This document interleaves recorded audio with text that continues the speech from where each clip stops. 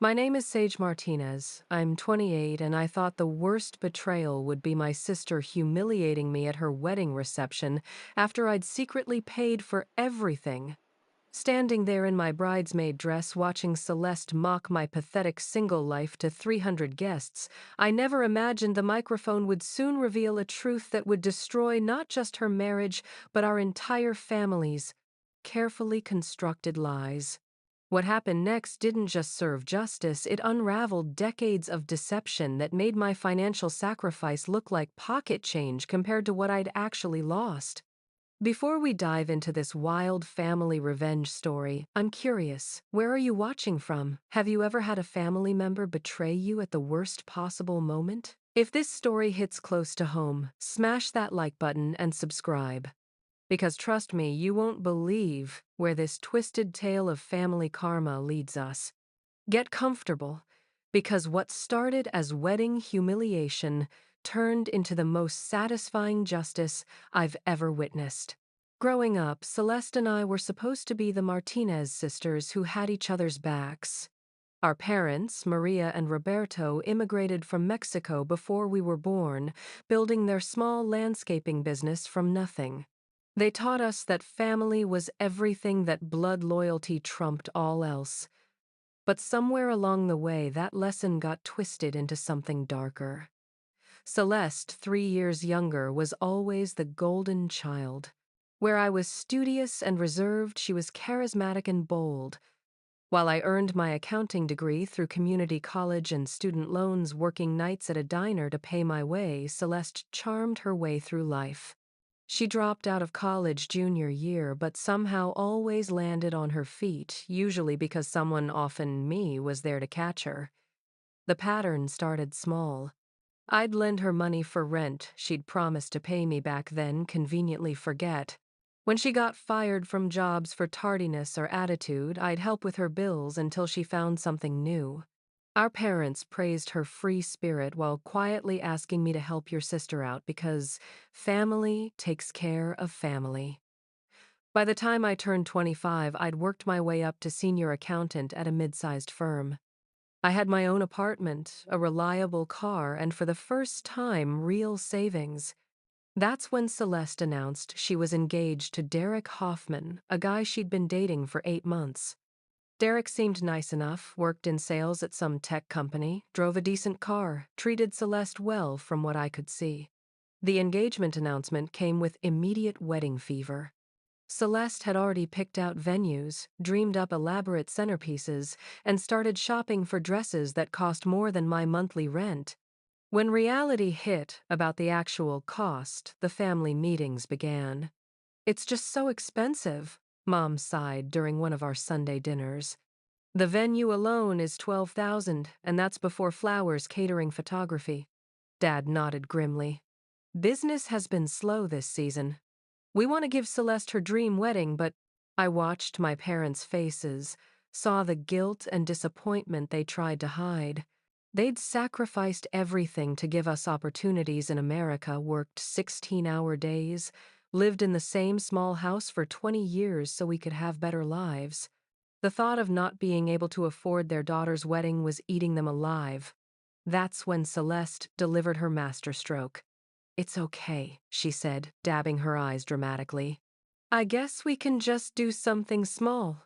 I mean, it's not like I'll ever get married again, but I understand if we can't afford what other families can give their daughters." The guilt manipulation was expertly executed. Mom started crying. Dad stared at his hands. And I felt that familiar tug, that deeply ingrained sense that I had to fix this because I was the responsible one, the one with money saved, the one who always made things right. What if I helped? The words came out before I could stop them. Celeste's tears dried, instantly replaced by calculating excitement. "Really, Sage, you do that? Within a week, we were at the country club looking at wedding packages." Celeste wanted everything: the premium bar package, upgraded linens, the jazz quartet flowers on every table. When the total hit $38,000, I felt physically sick, but Celeste's happiness seemed genuine. She hugged me, called me the best sister ever, promised this was just a loan and she'd pay me back after the honeymoon. I liquidated my entire savings account and borrowed against my 401k. The money I'd saved for a house down payment for my own future, for the security our parents never had, all of it went to making Celeste's princess fantasy come true. The months leading up to the wedding were a whirlwind of planning sessions where I was simultaneously the financier and the unpaid wedding coordinator. Celeste would call me at work with urgent decisions about napkin colors or cake flavors. When vendors needed deposits, she'd text me bank information. When the dress needed alterations, somehow that bill came to me too. But I told myself it was worth it. Family was everything right, and seeing Celeste so happy, so grateful, so full of love, it felt good to be the sister who made dreams come true. I convinced myself that this was what love looked like, what sacrifice meant, what being the bigger person required. The red flags were there, but I ignored them. How Derek seemed uncomfortable when I was around, like he didn't quite understand my role in their wedding planning. How Celeste would sometimes make little comments about my boring life, or joke about me being the spinster sister who lived through other people's relationships. How she never once asked about the financial strain this was putting on me, never seemed curious about how I was managing such a massive expense. I brushed it all off as wedding stress and premarital jitters. After all, she was grateful, wasn't she? She'd thanked me dozens of times. She'd promised to pay me back. She'd made me maid of honor and said I was the most important person in her wedding after Derek. Looking back, I realize I was the perfect mark. The responsible older sister, with savings and a guilt complex, raised to believe that family sacrifice was noble, that putting others first was virtue. Celeste knew exactly which buttons to push, exactly how to make me feel both essential and obligated. The week before the wedding, I was running on fumes, emotionally and financially exhausted, but proud of what we'd accomplished. The venue looked like something from a magazine. Every detail was perfect. Celeste was radiant, Derek seemed happy, and our parents were glowing with pride. I should have known it was too good to last. The wedding day dawned crisp and beautiful, one of those perfect October mornings that made you believe in happy endings. I'd been up since 5 a.m., coordinating with vendors, confirming final details, and somehow managing to make myself presentable as maid of honor. Despite my exhaustion, I felt a deep satisfaction watching everything come together flawlessly. The ceremony was genuinely beautiful. Celeste looked stunning in her designer gown, another small expense that had somehow landed on my credit card. Derek's family had flown in from Colorado, an impressive crowd of well-dressed relatives who clearly had money. His parents, Richard and Patricia Hoffman, were polite but reserved when I introduced myself. I got the distinct impression they wondered why the bride's sister was so involved in planning details. During the ceremony, I stood at the altar watching my sister promise to love, honor, and cherish Derek, and despite everything, I felt genuinely happy for her. This was what the sacrifice had been for this moment of pure joy, this celebration of love that would create beautiful memories for our entire family. The reception started perfectly. The country club looked magazine-worthy, with cascading white roses, twinkling lights, and elegant table settings that had cost more than most people's monthly salary. Guests raved about the beautiful venue, the delicious cocktails, the attention to detail. I moved through the crowd, making sure everything ran smoothly, feeling proud of what we'd accomplished. During dinner, I sat at the head table watching our parents beam with pride as they received compliments about the beautiful wedding.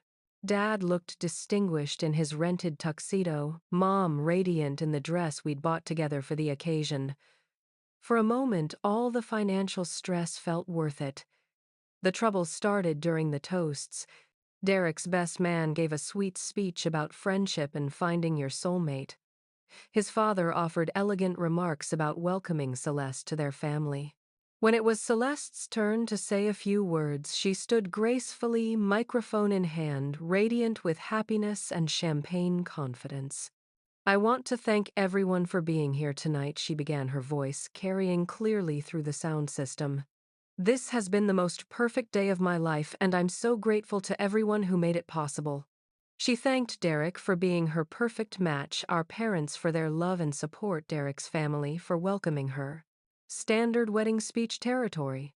But then her tone shifted slightly, taking on what I now recognize as a calculated edge. I also have to thank my sister Sage, who's sitting right there looking so proud of herself. She gestured toward me with the microphone and I smiled, expecting gratitude. Sage, who worked so hard to help plan this wedding, who's always been there to, how should I put this? Help me out whenever I needed it. A few people chuckled. I felt a small flutter of unease at her tone but told myself I was being oversensitive. You know, everyone's always asking me about Sage, Celeste continued, her voice carrying a mocking sweetness.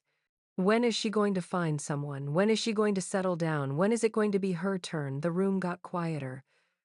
I felt heat rising in my cheeks as hundreds of eyes turned toward me. This wasn't gratitude, this was something else entirely. And I always tell them, oh, Sage is married to her work. Sage is perfectly happy living vicariously through other people's relationships. Right, Sage, she raised her glass toward me. Here's to my beautiful, generous, perpetually single sister who gets to experience romance by planning other people's weddings. The laughter was uncomfortable now, people unsure whether this was affectionate teasing or something meaner. I sat frozen, my face burning, unable to process what was happening. This was my sister at the wedding I'd paid for, using the microphone to mock my personal life in front of everyone we knew. I mean, let's be honest, Celeste continued, clearly enjoying herself. Someone has to be the spinster aunt, right? Someone has to be the one who's always available to help out, who doesn't have her own life getting in the way. Thank goodness for reliable old Sage. The words hit like physical blows. Our parents looked mortified. Derek appeared uncomfortable reaching for the microphone, but Celeste wasn't finished. So here's to my incredibly generous sister who proved that money really can buy happiness, at least for other people. She laughed at her own joke. Sage, thank you for making tonight possible. I promise we'll pay you back someday. Eventually. Maybe. She said it like a joke. But the room had gone silent, except for a few nervous chuckles. I sat there publicly humiliated, watching my sister mock my generosity and my personal life for entertainment. The worst part was her casual revelation about me paying for the wedding information I'd trusted her to keep private, now broadcast to everyone we knew. Derek finally managed to take the microphone, making some awkward joke about enthusiastic sisters and trying to move on to other toasts. But the damage was done. I could feel people staring, whispering, their expressions ranging from pity to secondhand embarrassment. I excused myself to the bathroom, needing to escape the stares and process what had just happened. In the mirror, I saw a woman who looked exactly like what Celeste had described, a pathetic spinster who threw money at other people's happiness because she couldn't create her own. When I returned to the reception, people kept giving me those awful, sympathetic looks. A few family friends made awkward attempts at consolation. She was just excited, they said.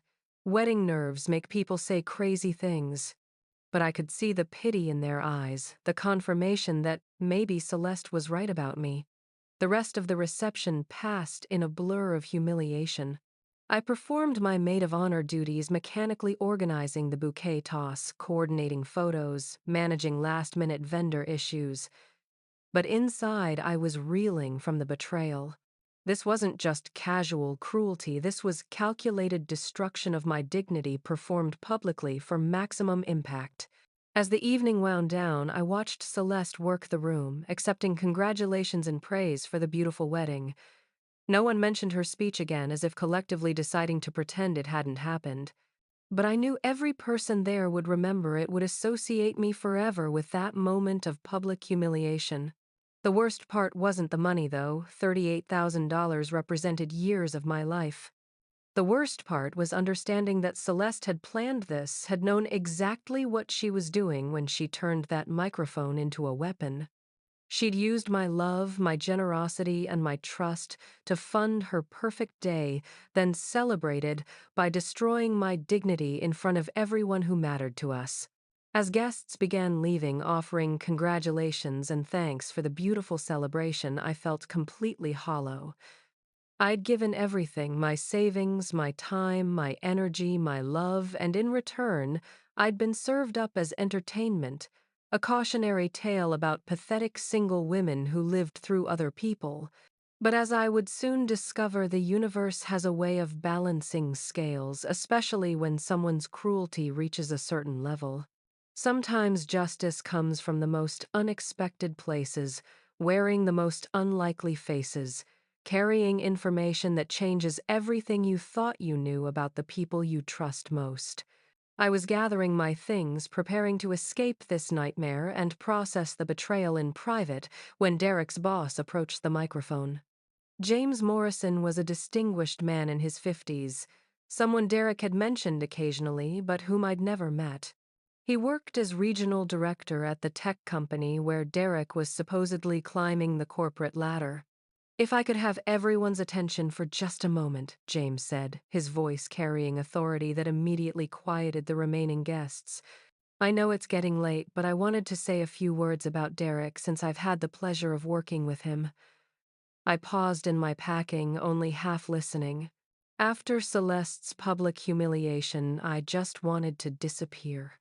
But something in James's tone made me look up. There was an edge there, a formality that seemed oddly intense for a wedding toast. "Derek joined our company 18 months ago as a junior sales associate." James continued, "and I have to say he's been memorable." Derek's face had gone pale. He was trying to catch James's attention, making subtle gestures to cut it short, but James seemed oblivious to his signals. In fact, Derek's approach to expense reports has been particularly creative. Very imaginative use of company resources for personal expenditures. The room was getting uncomfortable again, but this time the tension was focused on Derek, not me. Celeste looked confused, glancing between her new husband and his boss with growing alarm. "You see," James continued conversationally, "we've been conducting an internal audit for the past 3 months. Amazing what you discover when you really dig into the numbers. Business dinners at restaurants that don't exist, client meetings with companies that went out of business years ago, conference fees for events that were actually personal vacations." Derek was now actively trying to get to the microphone, but James stepped back slightly, still speaking with that same calm, measured tone. The total came to just over $42,000 in fraudulent expense claims over the past year. Quite a substantial amount. Enough to say pay for a wedding. The silence in the room was deafening. You could feel the collective intake of breath as people processed what they were hearing. I felt like I was watching a movie. Surely this couldn't be real, couldn't be happening at the same moment I was grappling with my own betrayal. "Now, normally we handle these matters privately," James continued, "but Derek's been avoiding our calls for 2 weeks. Funny thing about destination honeymoons makes it hard to serve legal papers. So when I received an invitation to his wedding, I thought, what better place to ensure he gets the message?" Celeste's face had gone white. "What are you talking about?" she demanded, grabbing Derek's arm. "Derek, what is he talking about?" But Derek couldn't speak. He stood frozen, looking like a man watching his life implode in real time. James reached into his jacket pocket and pulled out an official-looking document. "Derek Hoffman, you're hereby notified that you're terminated from Pinnacle Tech Solutions effective immediately and that criminal charges for embezzlement and fraud are being filed Monday morning. You have until end of business Friday to return all company property and arrange repayment, or this matter will be turned over to the district attorney." The document hit the floor as Derek's hands shook too badly to hold it. Guests were standing now, some heading for the exits, others frozen in fascination at this unfolding drama. The beautiful wedding reception had transformed into a public execution. "There must be some mistake," Celeste said, her voice rising. Derek, tell him there's been a mistake, but Derek couldn't meet her eyes. His silence was confession enough.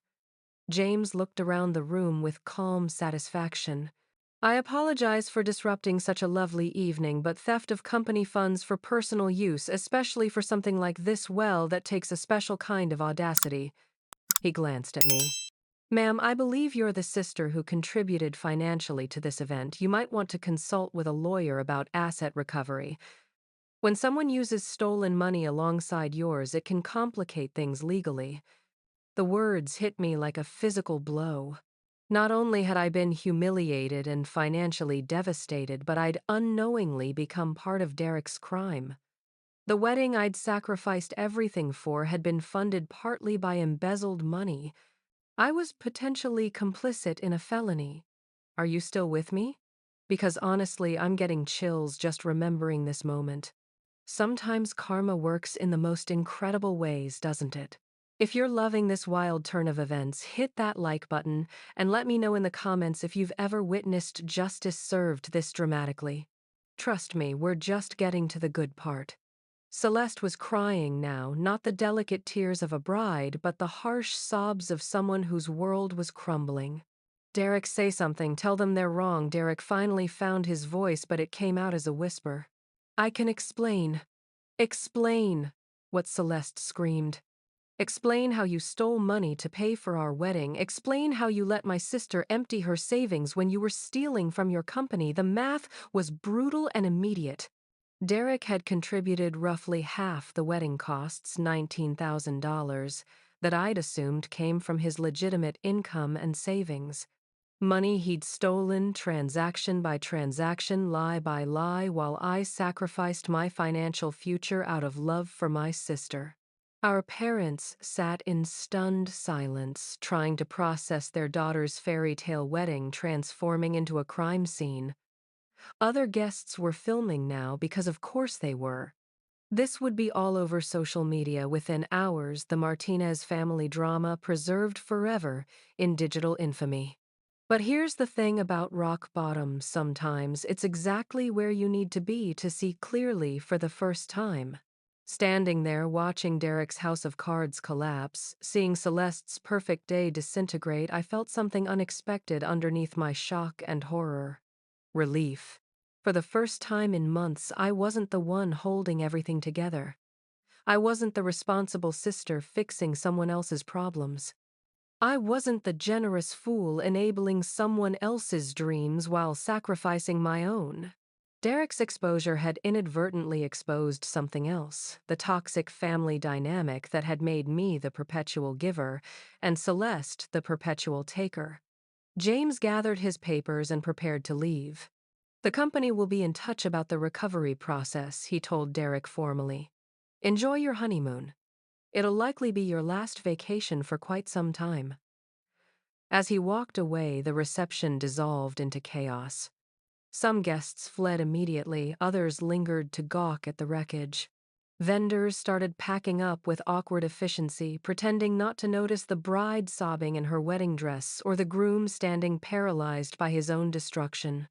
I found myself thinking about Celeste's speech, her casual cruelty, her public mockery of my generosity. She'd been so confident, so secure in her position as the beloved sister whose happiness everyone else existed to serve.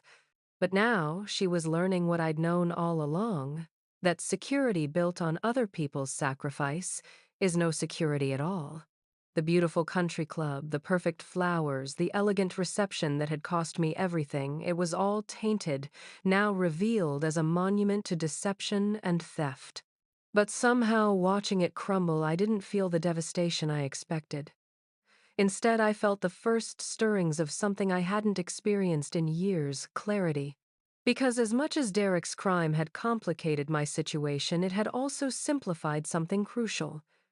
I was done being the family doormat. Done sacrificing my future for people who saw my generosity as weakness to exploit. Done accepting crumbs of gratitude in exchange for everything I had to give. The real story was just beginning, and for the first time in my adult life, I was going to be the protagonist of my own narrative instead of a supporting character in someone else's drama. The next morning brought a hangover of realities I wasn't ready to face. I woke up in my apartment, the same small space I'd been saving to leave before I emptied my accounts for Celeste's dream wedding, with my phone buzzing incessantly. Missed calls from my parents, from Celeste, from family, friends who'd witnessed the spectacular implosion. I ignored them all and made coffee with shaking hands, trying to process the magnitude of what had happened. My sister's wedding, the event I'd sacrificed everything for, had become the stage for exposing her husband as a criminal. The money I'd contributed was now potentially evidence in a fraud case. And somewhere in a honeymoon suite, Celeste was probably discovering that her perfect new life had been built on stolen foundations. The first call I returned was to a lawyer. Sarah Chen had handled some contracts for my accounting firm and had a reputation for straight talk. When I explained the situation, she was quiet for a long moment. "Sage, I need you to understand something," she said finally. "You're likely not criminally liable since you had no knowledge of Derek's fraud. But the wedding expenses could be considered proceeds of a crime, which complicates asset recovery. You might be able to recoup some costs if Derek has assets to seize, but I'm probably screwed," I finished. "Financially, possibly. But legally, you should be fine as long as you cooperate fully with the investigation." Cooperation meant documenting everything, every payment I'd made, every vendor contract, every detail of how the wedding had been financed. It meant reliving my generosity transaction by transaction, seeing in black and white how thoroughly I'd been used. But as I gathered the paperwork, something else emerged. Text messages I'd saved, emails about wedding planning, bank records that told a story I hadn't been paying attention to while I was busy being the perfect supportive sister. The evidence of Celeste's manipulation was overwhelming once I looked for it. The way she'd escalated demands whenever I hesitated about costs. The emotional manipulation disguised as gratitude. The systematic isolation from wedding decisions that might have revealed Derek's financial irregularities. For instance, I'd never been included in any conversations with Derek about his contributions. Celeste had handled all coordination with him directly, always reporting back that Derek's taking care of his half. When vendors needed payment, it was always coordinated through Celeste, who would tell me what Derek was covering and what I needed to handle. Looking back, I realized she'd been the perfect accomplice, whether knowingly or not. She'd insulated Derek from direct contact with vendors, managed all financial communications, and ensured that my legitimate money mixed seamlessly with his stolen funds.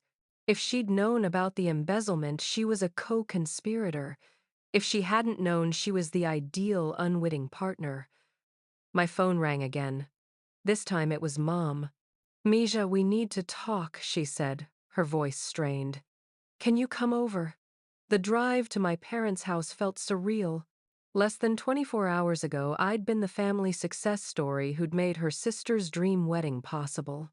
Now, I was the potential victim of a crime, the sister who'd been publicly humiliated and financially devastated by the people she loved most. Mom and Dad were waiting in the living room, looking like they'd aged a decade overnight.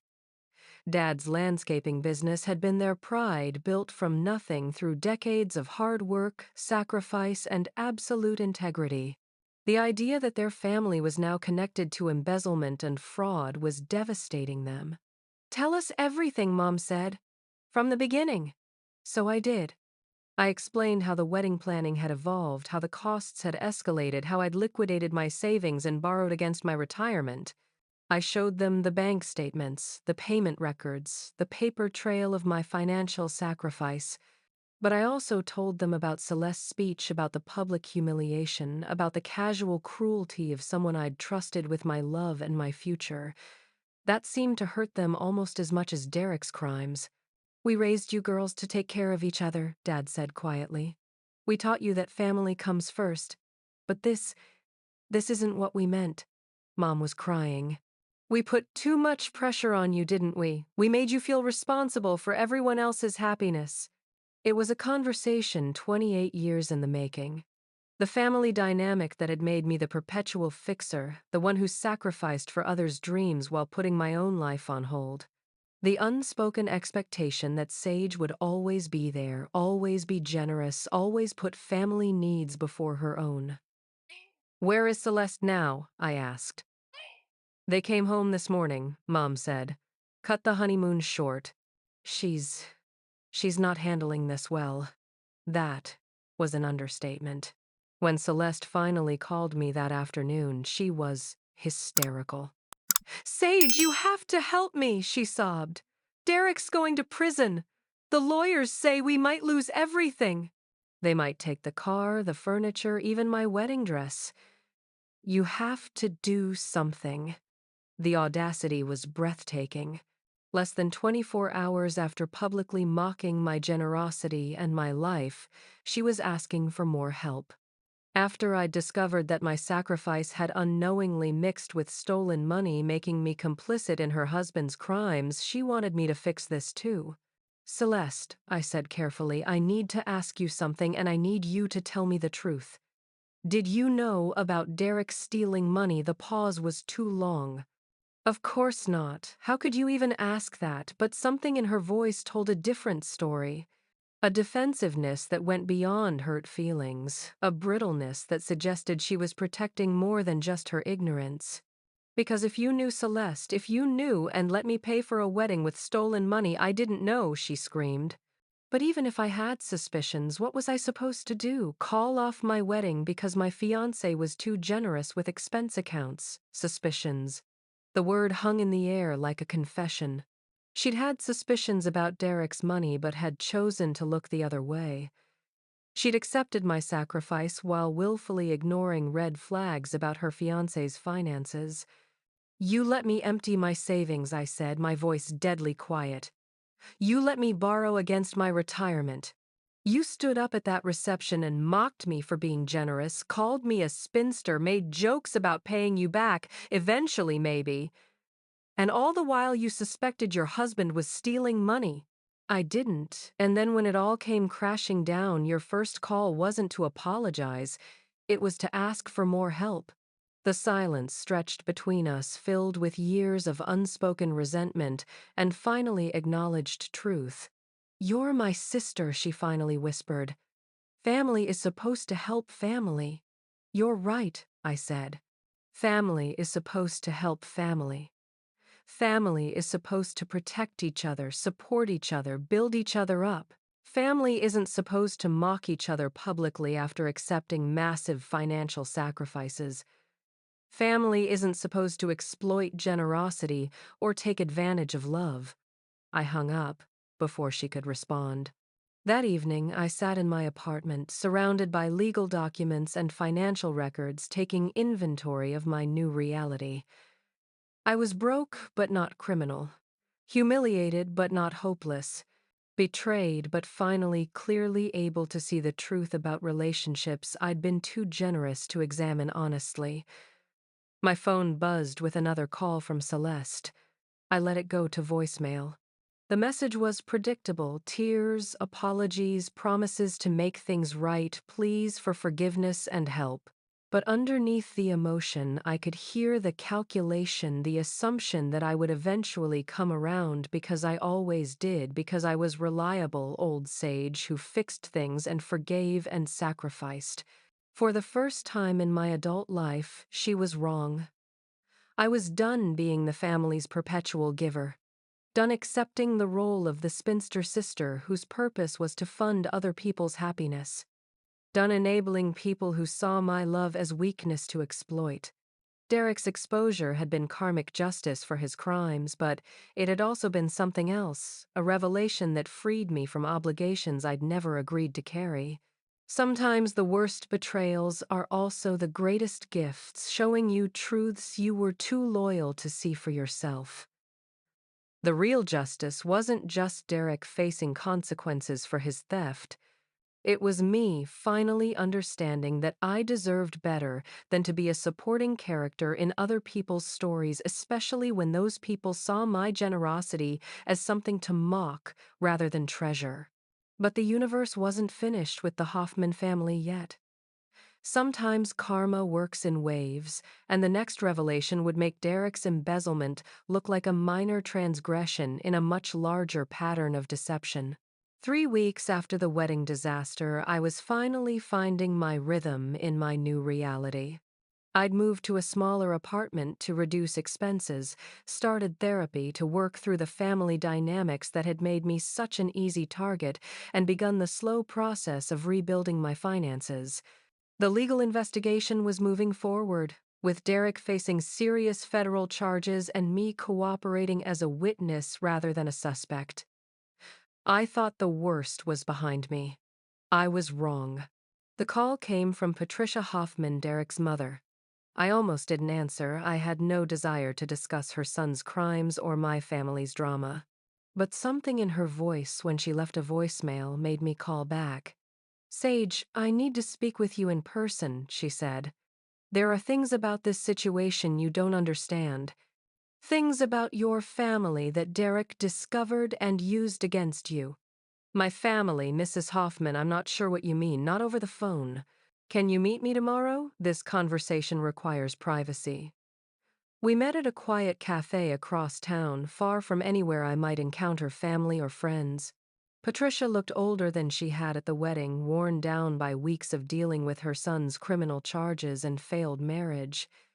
But there was something else in her demeanor, a grim determination that made me nervous. "Before I tell you what I know," she began, "I need you to understand that Derek is my son and I love him despite his terrible choices.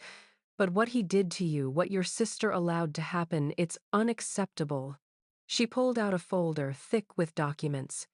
"When Derek was arrested, we hired the best criminal defense lawyer we could afford. During his investigation into possible defenses, he uncovered some information about your family's finances. Information that Derek had been using as leverage. Leverage for what? To keep Celeste quiet about his spending habits. To ensure she wouldn't ask too many questions about where his money was coming from." Patricia opened the folder and pulled out bank statements, tax documents, and legal papers that made my blood run cold. They weren't Derek's financial records, they were my parents' business documents going back 15 years. "Your parents' landscaping business has been systematically underreporting income for over a decade," Patricia said quietly.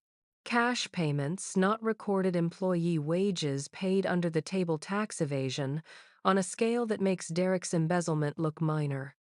I stared at the documents, trying to process what I was seeing. Page after page of evidence showing that my parents, the people who'd taught me about integrity and hard work, who'd built their business on the promise of honest labor, had been running a tax fraud scheme for years. "This can't be right," I whispered. "My parents are the most honest people I know. The evidence is overwhelming, Sage." And Derek knew about it. Patricia explained how Derek had discovered the information through a contact at the IRS, another scheme that would add to his criminal charges. But he'd used the knowledge, strategically sharing just enough with Celeste to ensure her cooperation in his own deception. "Your sister knew," Patricia said gently. "Maybe not the full extent, but she knew your parents were cutting corners with taxes. Derek used that knowledge to keep her from asking questions about his own finances. 'Everyone bends the rules,' he told her. 'Your family does it, I do it, no big deal.' The implications hit me like a physical blow. Celeste hadn't just suspected Derek was stealing, she'd been conditioned to accept it because she knew our parents were cheating on their taxes. The moral foundation of our family, the integrity I'd been raised to value, was built on lies. There's more," Patricia continued. "The money your parents gave you for college, it likely came from unreported income. Your father's successful business that allowed them to help with your education, it was successful partly because they weren't paying proper taxes on their earnings. My college education, my accounting degree, my entire professional career, it had all been funded by the same kind of financial fraud I now investigated for a living. The irony was devastating. "Why are you telling me this?" I asked. "Because you deserve the truth. And because my son's lawyer is planning to use this information in his defense, arguing that he was corrupted by a family culture of financial deception, your parents are about to become collateral damage in Derek's attempt to reduce his sentence." I felt like the ground was disappearing beneath me. In 3 weeks, I'd discovered that my sister's husband was a criminal, that my own generosity had made me complicit in embezzlement, that my sister had publicly humiliated me while knowingly accepting stolen money, and now that my parents' entire business was built on tax fraud. Everything I'd believed about my family, about the values I'd been raised with, about the honest hard work that had given us opportunities in America, all of it was a lie. "There's one more thing," Patricia said, pulling out a final document. "This is why Derek felt so confident about his scheme. Your sister didn't just know about your parents' tax issues, she's been helping them hide money." The bank statement showed an account in Celeste's name with regular deposits from my parents' business.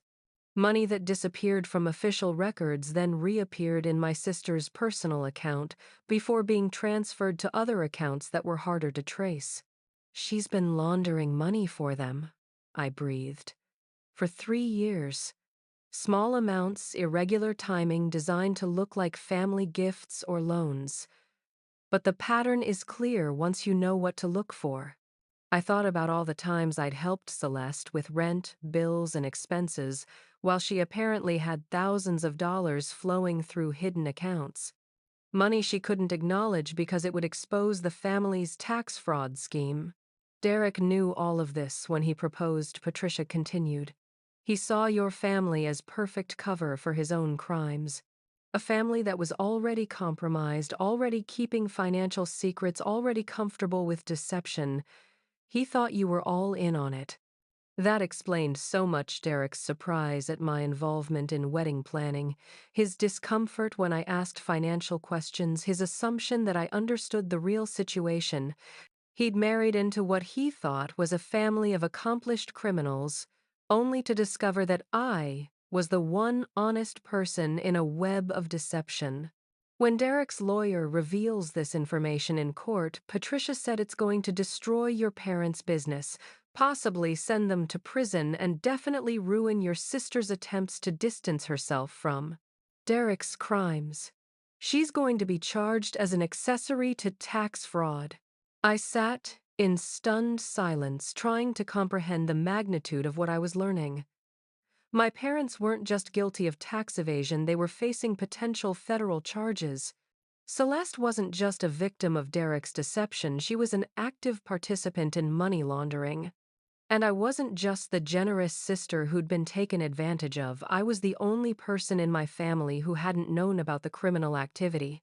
"What am I supposed to do with this information?" I asked. "That's up to you," Patricia said.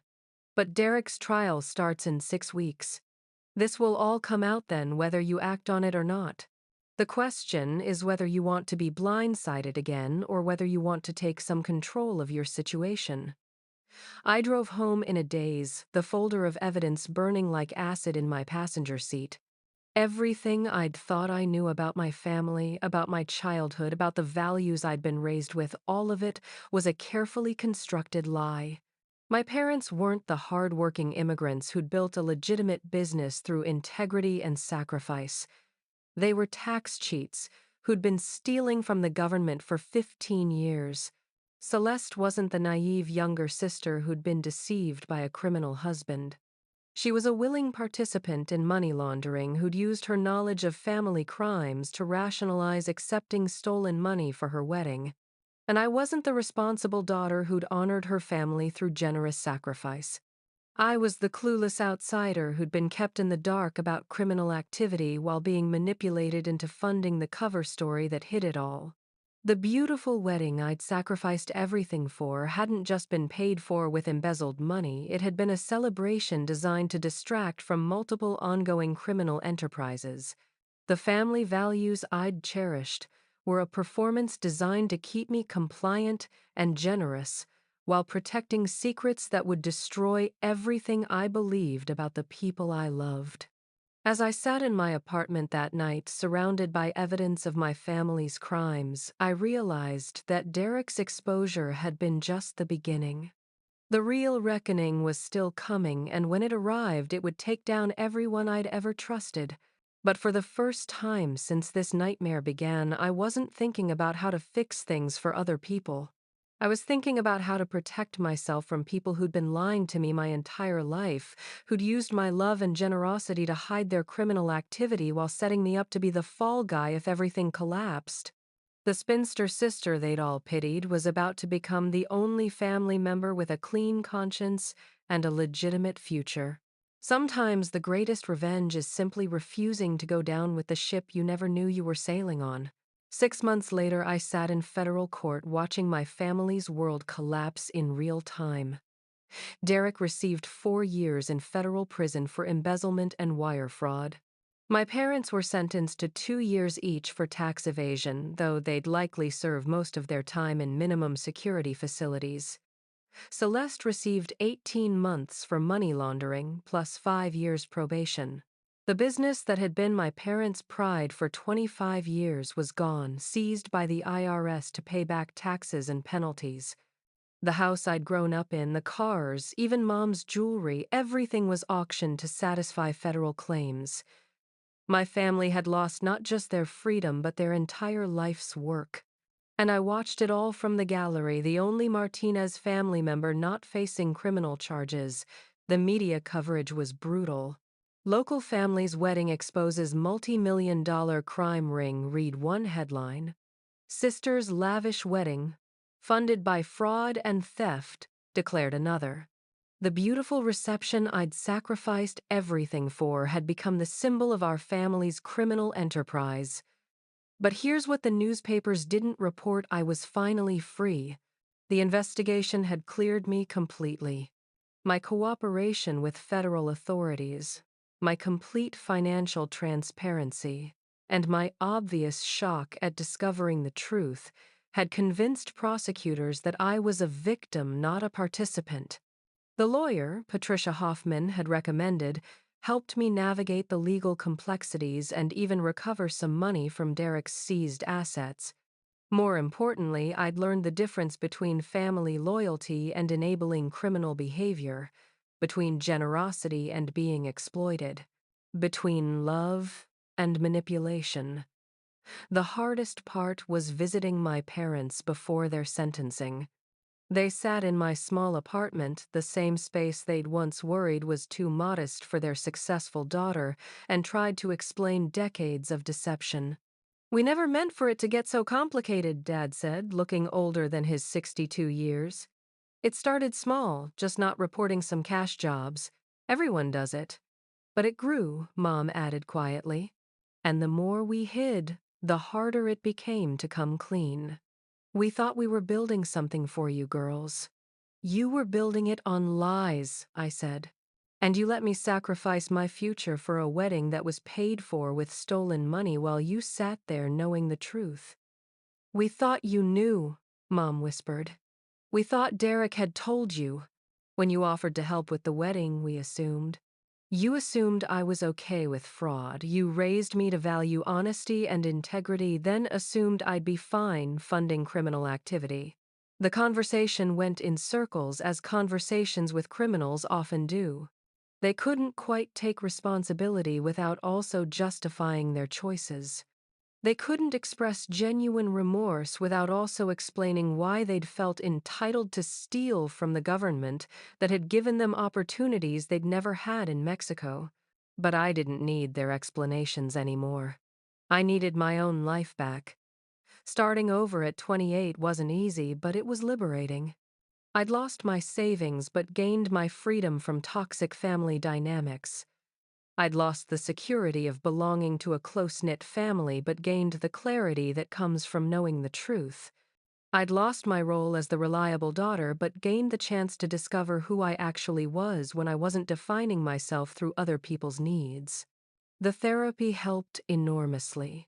Dr. Rodriguez, a specialist in family trauma, helped me understand how my parents' immigrant experience had created a survival mentality that eventually justified criminal behavior, how their need for security had transformed into greed disguised as family values, how they'd used my natural generosity and their cultural authority to manipulate me into funding their deceptions. Families that keep financial secrets often designate one member as the innocent, she explained. That person's ignorance becomes part of the protection strategy.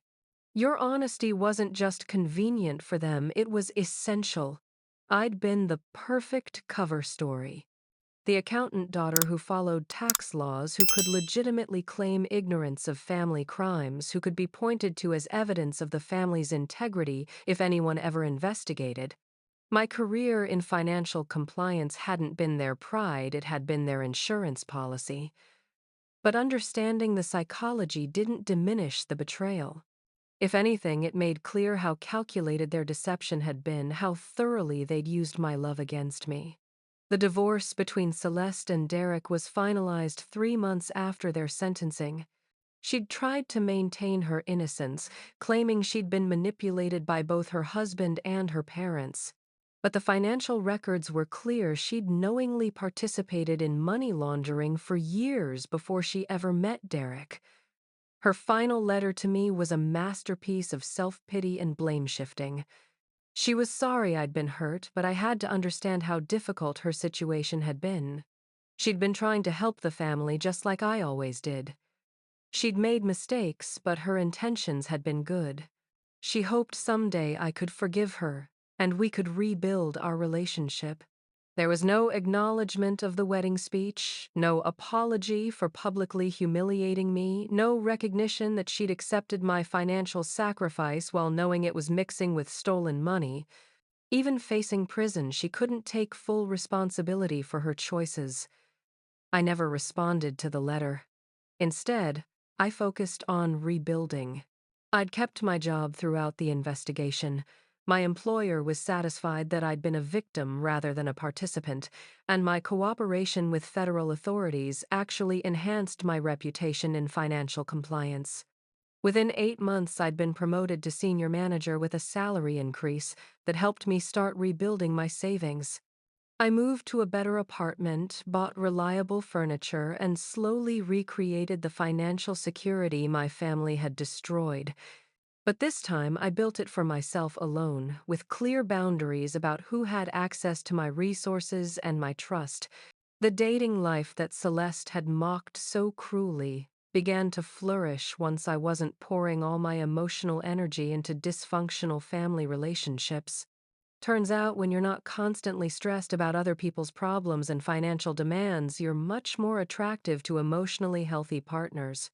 I met David at a professional conference, a fellow accountant who appreciated competence and honesty.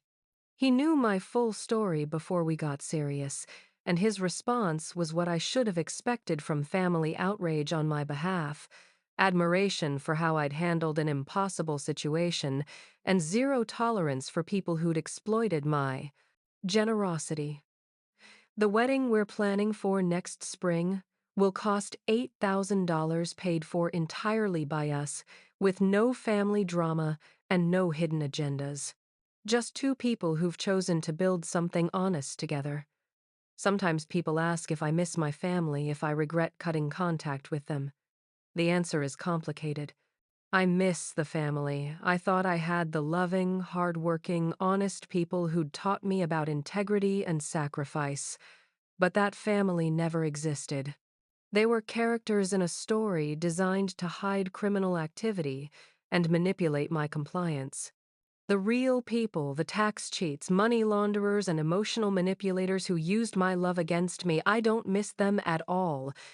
Justice wasn't just Derek facing consequences for his theft, or my parents and sister facing consequences for their crimes.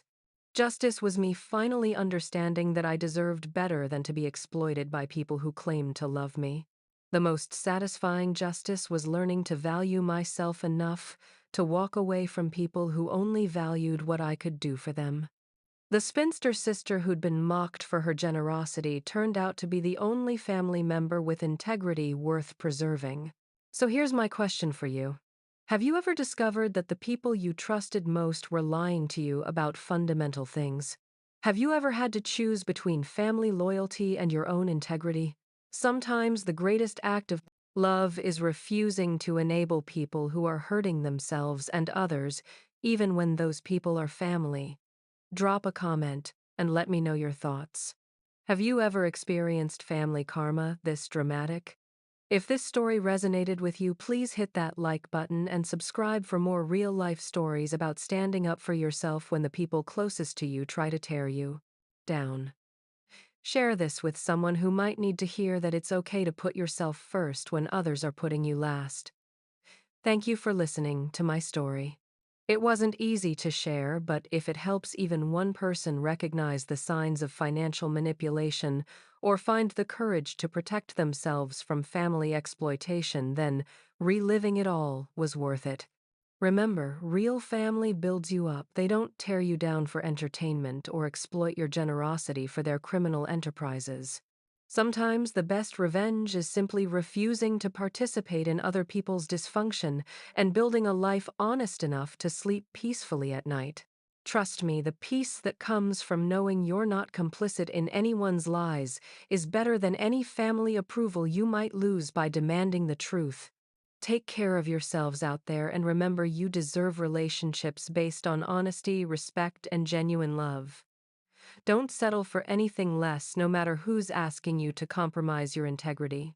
Justice served feels even better when you're the one serving it to yourself by walking away from people who don't deserve your loyalty.